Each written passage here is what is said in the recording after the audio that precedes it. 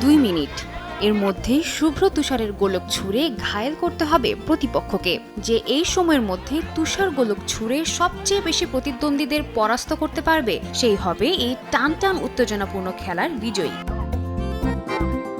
এমনই অভিনব এক প্রতিযোগিতার আয়োজন করা হয় জাপানের নিগাতা প্রিফেকচারে। প্রতি বছরের মতো এবারও ৩৫তম বার্ষিক কোইডে আন্তর্জাতিক তুষার লড়াইয়ে অংশ নেয় দেশের বিভিন্ন জায়গা থেকে আসা ১২০টি দল। স্পোর্টস ইউকিগাসেন নামের এই খেলাটিকে শীতকালীন অলিম্পিক্সের অন্তর্ভুক্ত করার জন্য প্রচারণা চালিয়েছেন অনেকে। তুষার লড়াই নিছকে একটি খেলা, তাই এটিকে একটি প্রতিযোগিতায় রূপ দেয় আমি খুশি হয়েছি। প্রতিযোগিতাপূর্ণ মনোভাব এই খেলাটিকে আরো উত্তেজনাপূর্ণ করে তোলে।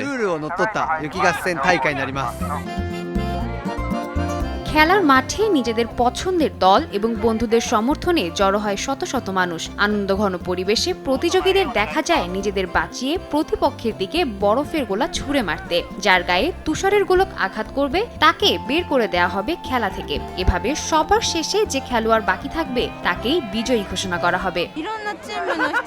বিভিন্ন দল একে অপরের দিকে তুষার ছুঁড়ে মারছে। মনে হচ্ছে আমরা সবাই আবার ছোটবেলায় ফিরে গেছি। নিজেকে একজন শিশু মনে হচ্ছে।